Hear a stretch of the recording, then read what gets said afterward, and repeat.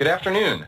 Thank you for joining us for Choline, exploring the growing science on its benefits for moms during fetal development and beyond, presented by Dr. Marie Caudill and Elizabeth Ward.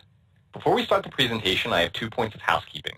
First, in order to claim your CPE credit, you will have to remain with us for the entire hour-long presentation. Second, at the end of the session, our presenters will be taking questions. If you have a question, please type it in the question box in your control panel, and we will try to address as many questions as time allows. Today's presentation is brought to you free of charge through the support of VitaCholine and the Egg Nutrition Center. Food Minds, on behalf of VitaCholine and the Egg Nutrition Center, secured accreditation for this program. To review our presenters' disclosures, Marie Caudill reports the following relevant disclosures. She has received grants or research support from the NIH, USDA, Balchem Corporation, Egg Nutrition Center, and the National Cattlemen's Beef Association, or Beef Checkoff. She has received other financial or material support or honorarium from the Balchem Corporation. Elizabeth Ward reports the following relevant disclosure. She has received other financial or material support or honorarium from the Balchem Corporation. Both presenters have certified that no conflict of interest exists for this program. Marie Caudill, PhD, RD, is an internationally recognized expert known for her work on folate and choline. Her research focuses primarily on choline and the level of intake required to meet metabolic requirements and improve physiological outcomes. Dr. Caudill has published more than 100 papers, reviews, or chapters in this area and is an editor on the popular graduate-level textbook Biochemical, Physiological, and Molecular Aspects of Human Nutrition. She is frequently invited to speak on topics related to methyl nutrients, 1-carbon metabolism, and nutritional genomics. Elizabeth Ward, MS.RD, is an award-winning author, nutrition consultant, and spokesperson. She is the author or co-author of 7 books, including her most recent, Expect the Best, Your Guide to Healthy Eating Before, During, and After Pregnancy, 2nd edition. She frequently writes for several top-tier publications and maintains a website, betteristhenewperfect.com. She was previously a spokesperson for the Academy of Nutrition and Dietetics for 9 years and was a writer and contributing editor for Environmental Nutrition and a writer for WebMD. She has also counseled children and pregnant women and other adults about healthy eating and disease prevention at Harvard Vanguard Medical Associates. She is an expert advisor to the HP Hood Company. So let's take a quick peek at today's learning objectives. At the end of today's webinar, participants should be able to recognize the critical role choline plays in supporting positive health outcomes, particularly at important life stages such as fetal development and beyond. Also, to translate scientific evidence into meaningful dietary recommendations to help boost choline intake. And finally, to recommend foods and supplements that can help infants, women, and other consumers improve choline intake to achieve research-backed health benefits. And with that, let's welcome Marie and Elizabeth. Thank you very much, Jack. I'd like to thank the audience today for joining this webinar.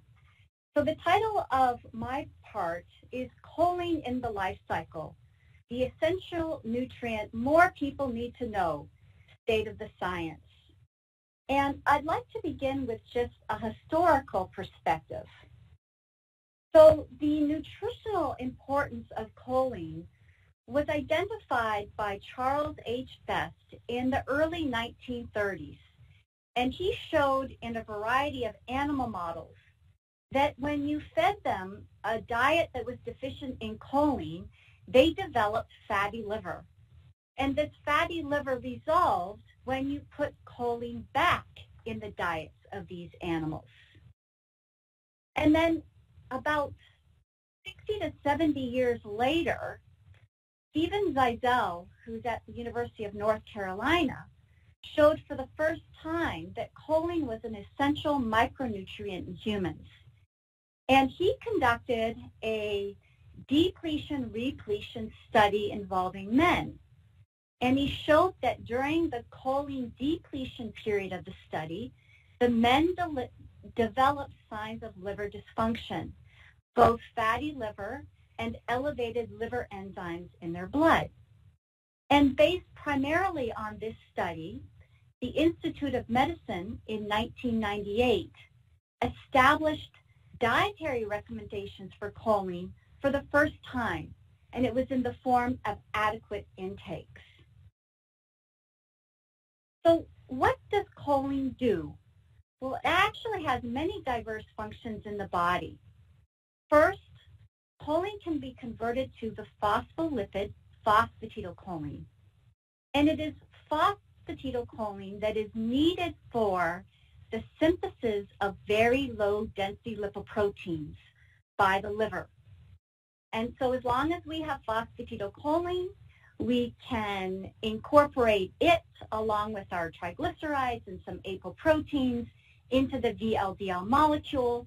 We can then export that from the liver into blood and thus prevent accumulation of fat in the liver. If our diets are devoid of choline or are low in choline, then the ability to synthesize this VLDL is compromised, and the fat accumulates in liver, leading to fatty liver. And then phosphatidylcholine is also a main constituent of our cell membranes, as shown on the figure on the right. And phosphatidylcholine is needed for membrane biosynthesis, but it also plays a structural role. And when we don't have enough choline in our diets, our cell structure is compromised, and cellular entities can leak out into the plasma, which is why you see elevated liver enzymes when people have choline-deficient diets. Another role of choline is for the synthesis of the neurotransmitter acetylcholine. And so if you look at the figure on the left, acetylcholine is stored at the ends of axons, which are part of nerve cells. And upon a stimulus, the acetylcholine is released and can then bind its target receptors on neighboring nerve cells and its targets in other areas of the body. So in the brain, if you look at the figure on the right, acetylcholine is actually synthesized in the frontal cortex, and then it is released and can activate other areas of the brain. And I want to bring your attention to the hippocampus, because that's the most well-studied region of the brain that is innervated by acetylcholine. And this part of the brain plays a major role in memory and attention. And then another important role of choline is as a methyl donor. And so if you look at the structure of choline, which is the figure in the upper right, you can see the methyl groups, and I've highlighted them with the red background. And these methyl groups are referred to as being labile, and that means that they can become detached and associated with other molecules, including, as shown in the figure on the left, DNA. So the methyl group is actually donated for the production of S-adenosylmethionine. You may recognize that as SAM, which is a universal methyl donor.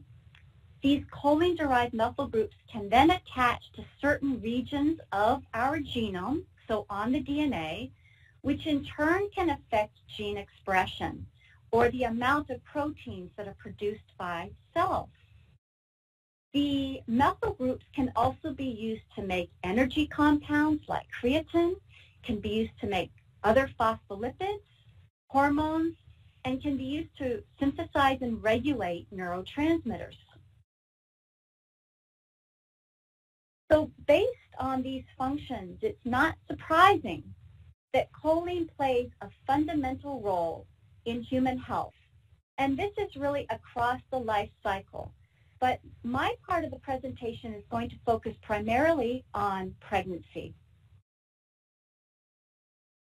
So large amounts of choline are required during pregnancy. And this is primarily to support fetal growth, because every time a cell divides and tissues expand, you're going to need choline in the form of phosphatidylcholine to synthesize those cell membranes. But choline is also important for fetal brain development, particularly the development of the hippocampus, which, as I mentioned, plays an important role in learning, memory, and attention. And then choline also participates in these DNA methylation reactions, which can affect methylation status of our genome, which in turn can affect the proteins, hormones, and metabolites that are being made by the cell, which in turn can affect cellular function and ultimately have lasting effects on health. Now, there have been several studies over the past couple of years that have shown that mothers' intake of choline during pregnancy can have an impact on pregnancy outcomes. And this was a study that was conducted by Gary Shaw in Southern California, who is an epidemiologist. And what he showed is that higher maternal choline intake during pregnancy was associated with the reduced risk of having a baby with a neural tube defect. And so on the x-axis, we have mom's choline intake, which ranged from less than 280 milligrams per day to more than 498 milligrams per day. And on the y-axis, we have the risk of having a baby with a neural tube defect. And what we can see by looking at this slide is that moms who consumed more than 498 milligrams of choline per day had about a 50% risk of having a baby with a neural tube defect compared to moms who consumed less than 280 milligrams per day. And I want to point out that this finding was independent of folate intake. And as most people on today's call or webinar will know, there is very good evidence that folic acid consumption can reduce the risk of having a baby with a neural tube defect. So this was independent of folate's role. And then my research group conducted a controlled feeding study in pregnant women. These were third trimester pregnant women. And they were randomized either to what approximates the choline adequate intake, 480 milligrams of choline per day, or about double that, 930 milligrams of choline per day. And kind of in a discovery-based approach, what we found was that babies born to moms who consumed extra choline during pregnancy had lower circulating levels of the stress hormone cortisol. And so if you look at the pathway for cortisol production, and that's on the left side of the figure, what we can see is that it is a product of what's referred to as the HPA axis. And the stimulus of this HPA axis is a hormone called cortisol-releasing hormone, or CRH. And that's produced by the hypothalamus, but also during pregnancy by the placenta. And so we were interested in, well, how is mom's choline intake affecting babies' cortisol levels? And it turns out that those methyl groups from the choline molecule were methylating the promoter region of CRH in the placenta, which led to its decreased expression. And so less CRH was being released and less was available for stimulating this HPA axis. And so choline was affecting babies' cortisol through epigenetic mechanisms, i.e., specifically DNA methylation of the CRH gene. Now, what does lower production of cortisol mean in terms of health? Well, based on the literature, we can predict that babies who respond less to stress inducers could, over their lifetime, be at decreased risk of stress-related diseases like hypertension, obesity, diabetes, and depression. and based on epidemiological data from human studies, could have superior memory, learning, and attention abilities. And in this same cohort of women, we showed that moms that consume more choline or a higher maternal choline intake lowered a causative risk factor for preeclampsia. And so preeclampsia is a disorder of pregnancy that involves the placenta.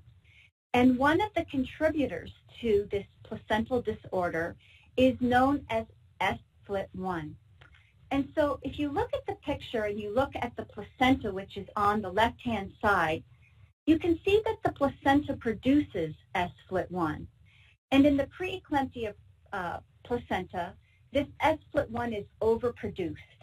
And then it gets into mom's blood or mom's circulation, where it binds another protein known as VEGF, or vascular endothelial growth factor, which actually has beneficial effects on mom's blood vessels. And so when VEGF is sequestered by FLT1, it's unable to bind its receptor on the endothelial cells. And this ultimately leads to the high blood pressure and the kidney problems that we see in women who have preeclampsia. And what we were able to show is that when moms consumed more choline, what we saw was a decrease in the production of FLT1 by the placenta. So less FLT1 was able to get into mom's circulation, and this freed up VEGF to bind receptors on endothelial cells and lead to normal endothelial cell health. And then what's ignited the majority of attention in terms of choline's importance during pregnancy was some earlier studies done in mice. And these studies showed that a higher maternal choline intake improves offspring, so the children's cognitive functioning. And so I'd just like to describe briefly how the investigators conducted these studies. So on the right, we see that there is a control group and a supplemented group. And the control group are offspring whose moms consumed a normal child diet. Notably, it was not deficient in choline, but just provided adequate amounts, or supposedly adequate amounts. Whereas the supplement group are offspring from moms who consumed a diet that was supplemented with additional choline. And then these offspring were subjected to some cognitive tests. So over on the left-hand side, you can see that the investigators used what's referred to as a 12-arm radial maze. The offspring of the moms at various ages were put into the center of this maze. And then what the investigators measured was the number of errors these mice made in retrieving food from the end of each arm. And so a mouse is going to go down an arm, consume the cheese that's at the end of the arm, and then go back to the center. A smart mouse is going to remember which arm they've already been down, and so thus that arm does not have any food. A less smart mouse is not going to remember, and they're going to go down an arm that they've already consumed the food. And the investigators would mark that as an error. So now if we go to the graph on the right-hand side, what we can see is that at every age, every offspring age, those who were born to moms who consumed additional choline made fewer errors, i.e., they had superior cognitive function. Now, data in humans is mixed, but we did look at some measures of cognitive function in the babies that were born to our mothers who either consumed the 930 or the 480 milligrams of choline. And this was done in conjunction with some of my collaborators here at Cornell University, namely Richard Canfield and Barb Strupp. And Richard Canfield, at various ages of these infants, so is at age 3 months, 6 months, 9 months, and 12 months, Rick Canfield administered what's called a visual attention task. And he did this to measure eye movement reaction time to a sequence of briefly generated visual stimuli. The faster the reaction time, the better the information processing speed. If we look now at the graph on the left-hand side, we can see that the choline babies had faster reaction time or faster processing speed at every time point that it was measured. These same investigators, Strupp and Canfield, and their PhD student, Charlotte Van Fleff, then went on to see if these benefits of choline on cognition were lasting benefits. And they recently just measured some outcomes of cognitive function in these children that are now 7 years of age. And what they showed was that the 7-year-olds who got the additional choline during their time in utero, they had superior attention, memory, and problem-solving skills. And then the last pregnancy outcome that I'd like to draw your attention to is the potential role that choline can actually increase the bioavailability of another very important nutrient for brain development, and that is docosahexaenoic acid, or DHA, an omega-3 fatty acid. And like folate, choline and DHA overlap in their metabolism. In fact, the export of DHA from the mom's liver is dependent in part on availability of choline. And if you look at the graph on the left side, we actually have shown in women of childbearing age that when they consume additional choline, so the 930 amount, as compared to the 480 amount, we can see an increase in their circulating DHA concentrations. And we're currently conducting a study now in pregnant women to see if we can see an increase in DHA content in the placenta and in babies' cord blood in response to extra choline consumption during pregnancy. Now, I'd like to just draw your attention to what the adequate intakes are for pregnant women and lactating women. And I've highlighted those for you in that box. So a woman of childbearing age who's not pregnant, not lactating, has an adequate intake target of 425. That is adjusted upwardly to 450 for pregnant women and 550 for lactating women. And just remember that the feeding studies that I shared with you gave doses that were 480 and 930. So the so-called treatment group of 930 was well above what the choline AI is.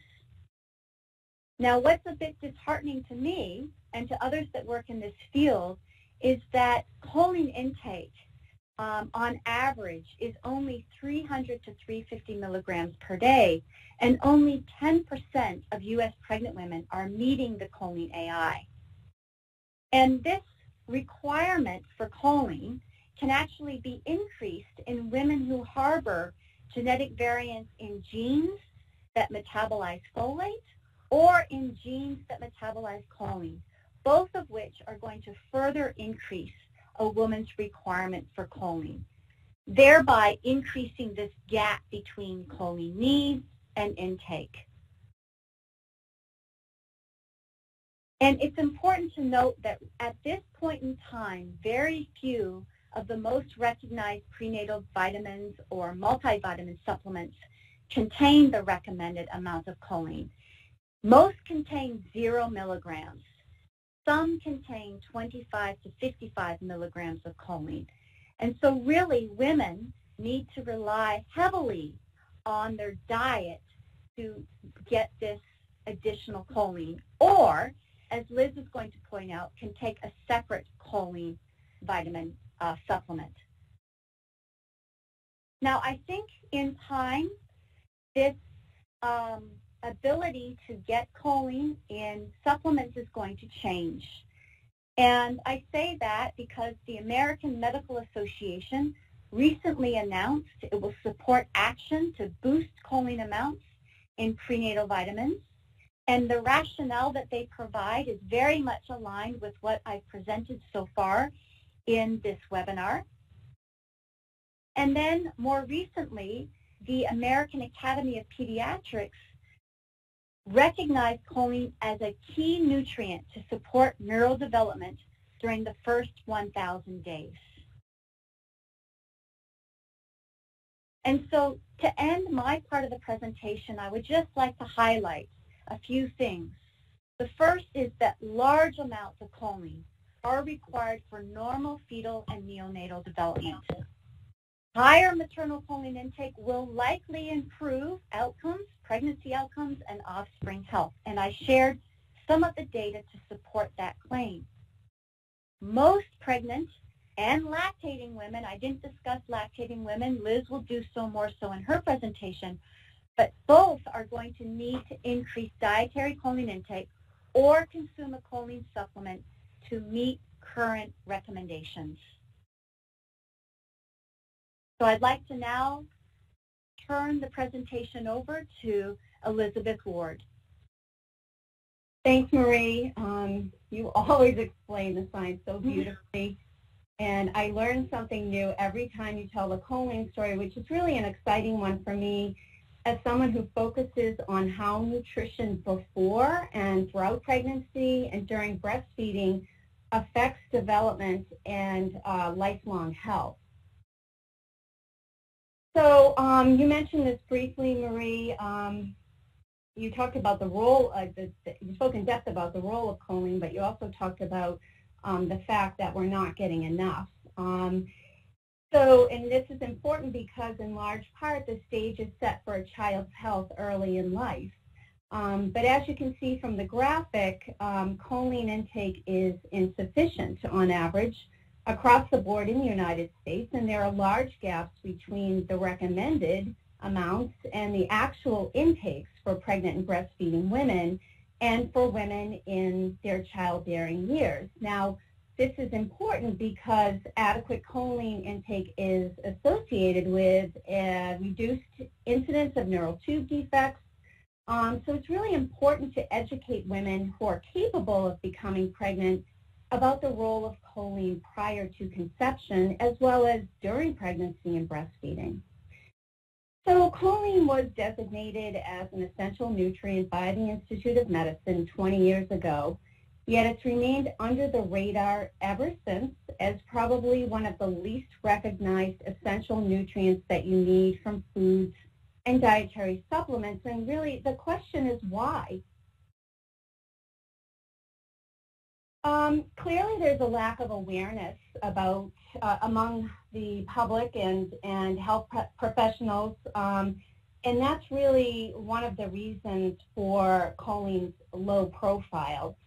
The 2015 Dietary Guidelines for Americans Advisory Committee report cited choline as well as 3 other nutrients with established AIs, such as AIs as well as other nutrients as being underconsumed by people living in the United States. And this is important because this scientific report is the basis for the Dietary Guidelines for Americans, and it helps determine which nutrients will be designated as nutrients of public health concern as well as other standards. So there's no discussion in the 2015-2020 Dietary Guidelines for Americans about choline as a nutrient of public health concern, despite the data showing that nearly the entire population, especially pregnant and breastfeeding women, don't get enough. Of the 4 nutrients with an adequate intake, only fiber and potassium were called out as problematic nutrients worthy of attention. And in doing so, the dietary guidelines also provided strategies to get people to consume more, so that when a nutrient that is clearly underconsumed doesn't get the attention in the dietary guidelines, neither does it get any attention for how to increase the intake of said nutrients, such as choline. In addition, nearly all of the USDA healthy U.S.-style eating patterns in the appendices of the dietary guidelines are insufficient in choline, as well as potassium and vitamins D and E. Few individuals follow the advice in the dietary guidelines. I know that. But the problem is that this document sets the agenda in many ways. For example, the dietary guidelines form the basis for federal food and nutrition health policies, programs, and nutrition education, including WIC, which serves pregnant and breastfeeding women, and more than 53% of all infants younger than a year. The American Academy of Pediatrics says WIC is the most important program providing nutritional support in the first 1,000 days of life. And the guidelines set the standard for the USDA's school lunch program and school breakfast program, which feeds more than 30 million American children, school children every day. So when you look at it this way, it's easy to see the powerful effects of the guidelines taking little note of choline insufficiency across the board, because that actually affects food choices and education of some of the most vulnerable people. And choline's lack of recognition as a nutrient of public health concern reduces its visibility and makes it more difficult for consumers and health professionals to learn about choline and then pass that information on to their patients and clients. Of course, there are other reasons why we come up short on choline in the diet, and that includes the foods that we eat. We simply don't eat enough choline-rich foods. Animal foods, particularly eggs, meat, and seafood, have the most choline. So vegans will run the risk for inadequate choline intakes, and the same goes for vegetarians and even for mainstream eaters who underconsume choline-rich foods, even though they make choices from all of the food groups. Now, pregnant and breastfeeding women with any of these eating styles and pregnant women with aversions to foods that are rich in choline concern me, because they are at risk for inadequate choline consumption from food alone. Choline is found in a variety of animal foods, as I just mentioned, but also in plants, and there are 3 of some of the highest choline foods listed here at the end: the soybeans, the broccoli, and the garbanzo beans. But you can see from this chart that animal foods have a lot more choline in a much smaller amount of food. Eggs are particularly rich in choline, and all of that choline is in the yolk, so we need to keep reminding people to eat the entire egg. The beauty of choline-rich foods, such as eggs, is that they pack so many other nutrients, too. So to create a choline-centric meal plan, it takes planning pattern, I should say. It takes planning, and you have to think about it, because especially if you're a vegetarian or a vegan, but there are tools for that. And this is a meal plan that you can download from the Choline Council's website at cholinecouncil.com. And this plan supplies adequate choline and shows consumers how to make simple swaps to get enough of the nutrient on a balanced eating plan.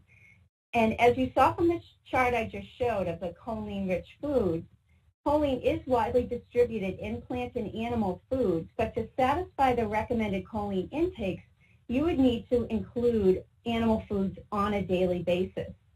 And women who skimp or skip meals and eat fewer calories than they should simply may not be getting enough choline. So there are different meal patterns for different styles of eating that do include adequate choline, and as you can see, the small graphics here give you a sense for the Mediterranean style choline-centric meal plan.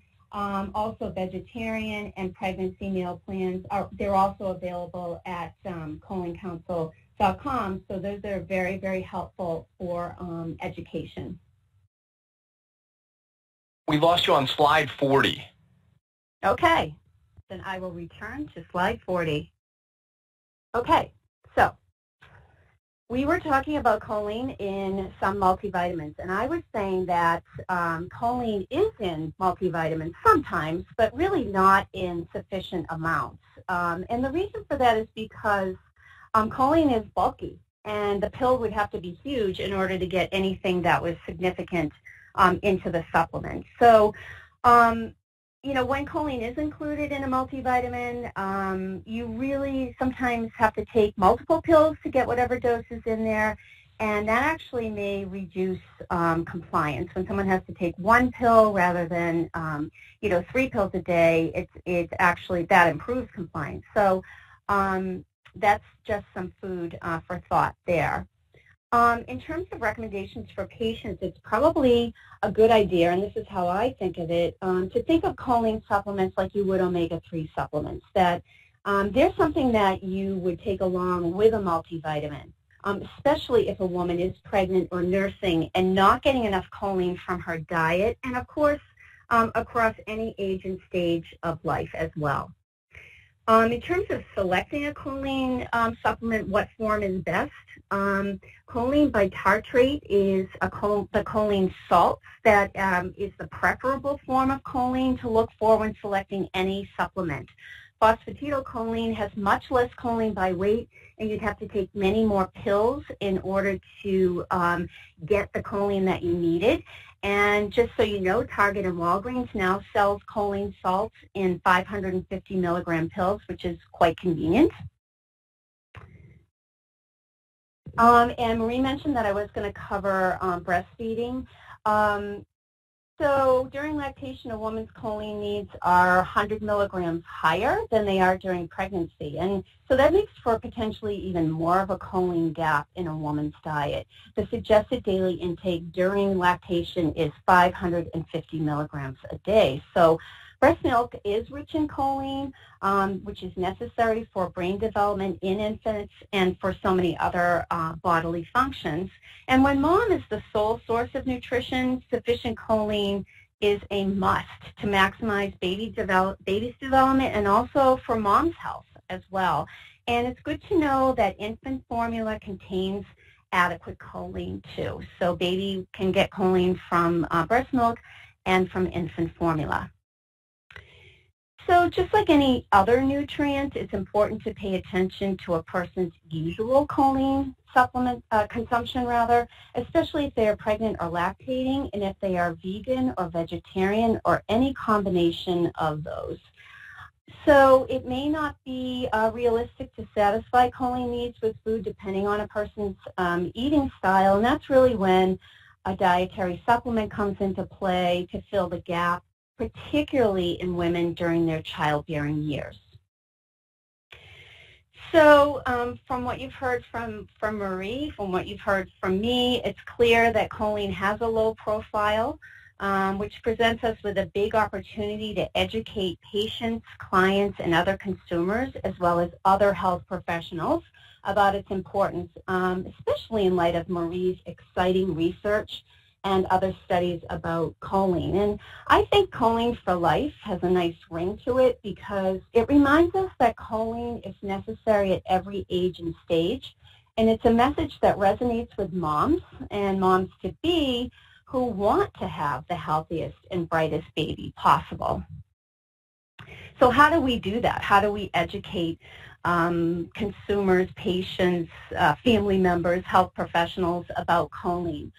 There's several ways. So there's more information about the benefits of choline at vitacholine.com, and I urge you to go there and check out the healthcare professional tab. in addition to the tab at the bottom of the web page, Healthy Ways to Increase Choline Intake. And that houses VitaCholine's educational infographics and the choline-centric meal plan. So that makes it very easy to get that information out there to people. VitaCholine also distributes quarterly e-newsletters, which features the latest choline news, educational resources, and research. And I encourage you to subscribe via the link provided. VitaCholine will be sending their Q3 e-newsletter at the end of September, so you can keep an eye out for that in your mailbox. Also, check out the Egg Nutrition Center's website for the hyperlink to their choline infographic, which is provided here. The infographic provides great information about why choline is so important, choline recommendations, and also provides sources of choline in the diet. So sorry about the technical difficulties, and that concludes my part of the presentation, and we're ready to take questions. Excellent. Thank you for that wonderful presentation. I'm wondering if you could go back to slide 39 and talk a little bit about labeling. Sure. Okay. Let me just find that. Yeah, you know what's exciting is that choline can now be found on food labels. And to me, this is another aspect of education about choline because, you know, maybe a consumer won't know what choline is, and they'll say, oh, what is it? Let me find out more. Or maybe they will know what it is, and they'll be looking for foods that are specifically high in choline to help them meet their needs. And the FDA has set a reference daily intake for choline at 550 milligrams. The labeling is voluntary. And it's good to know that foods with at least 55 milligrams of choline per serving will be considered a good source of the nutrients. So it's just another exciting development in, you know, getting the word about choline out there.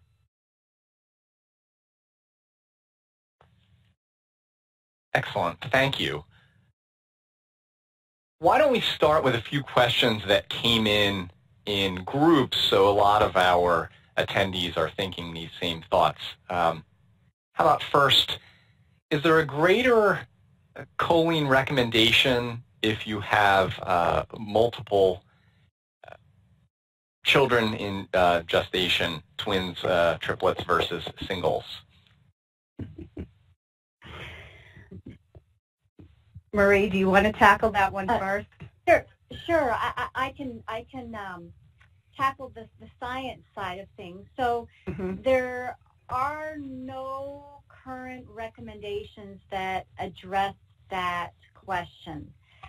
So given the state of the science, I would suggest that carrying more than one fetus makes it especially important that we are getting our target choline intake AI of 450.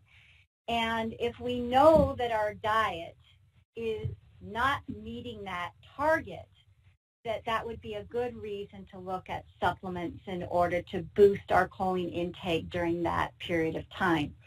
But when you think about the functions of choline and you think about now having to support 2 babies in utero, it would make sense that more choline would theoretically be needed in those situations. I totally agree. I mean, it makes sense. You've got 2 spinal cords, right, that you need to take care of, 2 brains that you need to take care of. But the science is just not there in terms of making these recommendations to people. So, I mean, it makes sense. It sounds good, but I don't know if we can, you know, get out there and say, well, you know, consume double the amount. But we certainly want to encourage, like Marie said, getting enough. And already, you know, we're behind the 8 ball with that, with pregnant women. Yeah. Thank you. Here's another one that popped up quite a few times, and you covered it briefly, but could you revisit whether there's a trimester in which choline intake is most important? That's actually another really good question. So from the perspective of the studies that have been done, the animal studies have been across gestation, and those are the ones that have found benefits on cognitive outcomes. The studies that were conducted by my lab in humans focused on across the third trimester, and there we were able to see benefits in terms of placental function, stress reactivity, and cognitive outcomes. If we think of choline as being important in the closure of the neural tube, then we're really talking about very early in gestation, because that neural tube closes within the first 8 weeks. So I think, to be on the safe side, we would want to treat choline like we treat folate, and that is, we would want to ensure adequate intake of choline both before and during pregnancy. I agree, Marie, and I think that, with folic acid, we've kind of been recommending that as something that you need during the first trimester, but what I always say is you need it throughout pregnancy. It's not that, once the neural tube is closed, that doesn't mean it doesn't have any other functions. So right. It's interesting to know from a scientific standpoint when, potentially it is very important, but from a practical standpoint, I like to tell people that, while this is really necessary, very, very good idea to have this on board if should you get pregnant and you weren't planning it, or even if you are planning it during the first trimester, it's so important that you need these nutrients throughout and into breastfeeding. Yes. Great segue, because breastfeeding and choline intake was also a popular question, and what is the impact of the mother's choline intake on breast milk content? We were just discussing this. Marie, why don't you take that one first? Oh, okay, sure. So, choline content in breast milk is affected by mom's choline intake to a certain extent. So certainly, if mom's choline intake is inadequate, you will see a reduction in her choline metabolites that she has in her milk.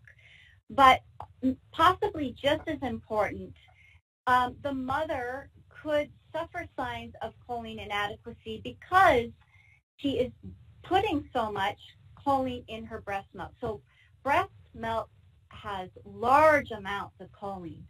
And so that is a priority to get that choline in the breast milk. And because of that, mother's liver function can be compromised. I mean, she might be more susceptible to developing choline deficiency herself and thus acquiring or developing fatty liver.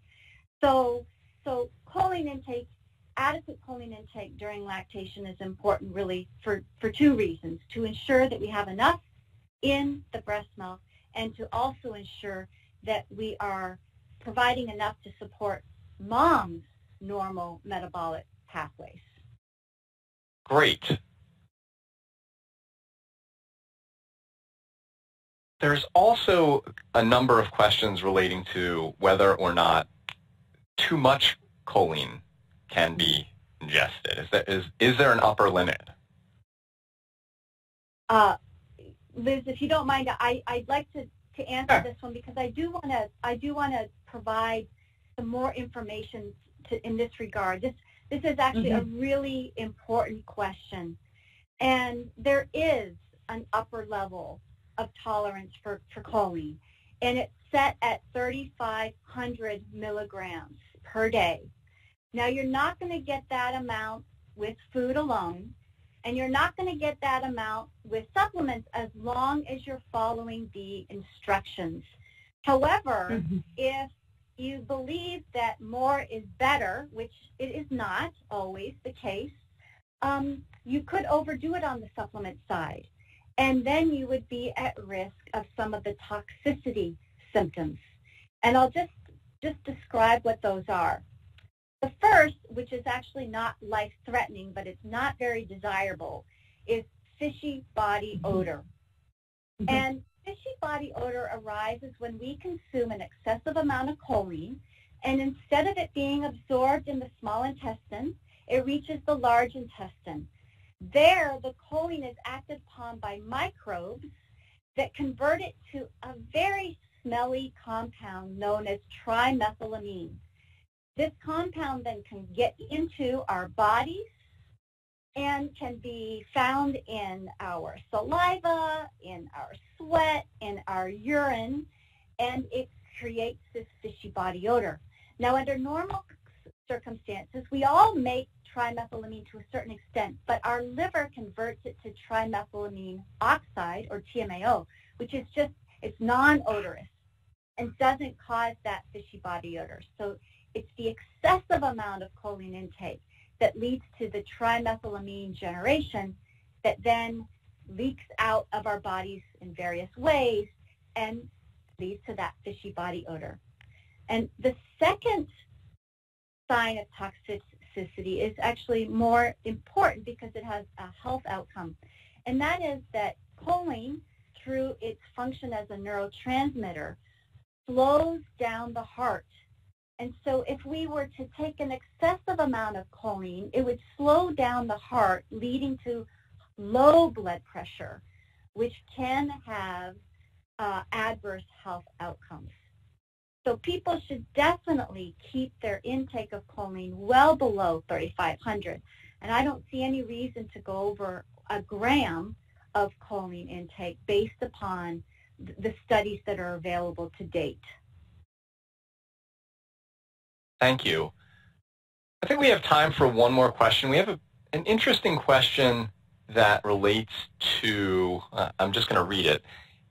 If research shows benefits for adequate choline, especially during pregnancy, why are most supplements not including 100% of the recommendation?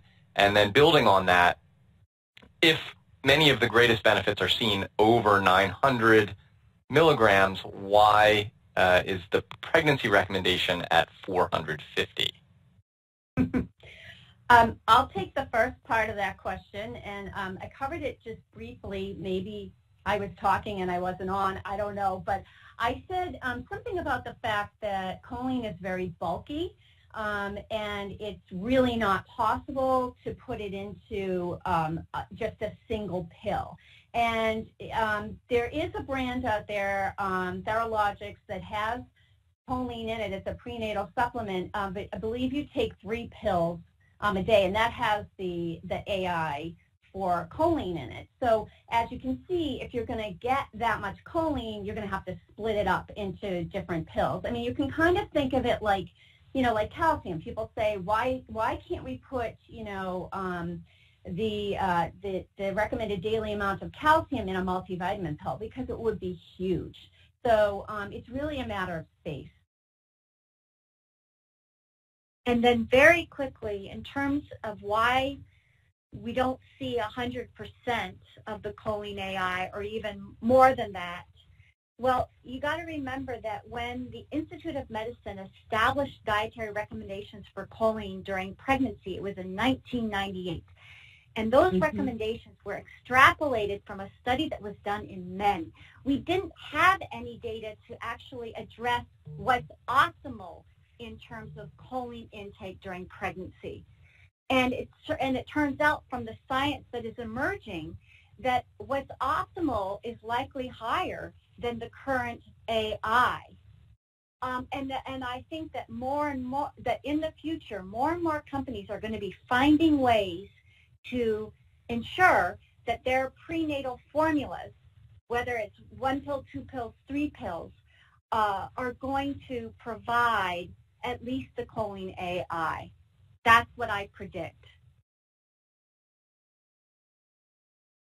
Thank you for clarifying that. And we're right at 3 o'clock. We've come to the end of the hour. It was a wild ride, but thank you, Marie and Elizabeth, for sharing your expertise with us today. Instructions for credit claiming and downloading handouts should be up on your screen. You must complete a brief evaluation of the course in order to claim your credit and download your certificate. Registered dietitians should use code 175 when recording this activity in their professional development portfolio. If you are watching this webinar on our YouTube channel, please log into ce.todaysdietitian.com, click on the Webinars tab, and select this webinar in order to complete it for credit. If you are watching this webinar on our CE Learning Library website, click Next, or return to the course start page and select the evaluation step to complete this webinar for credit.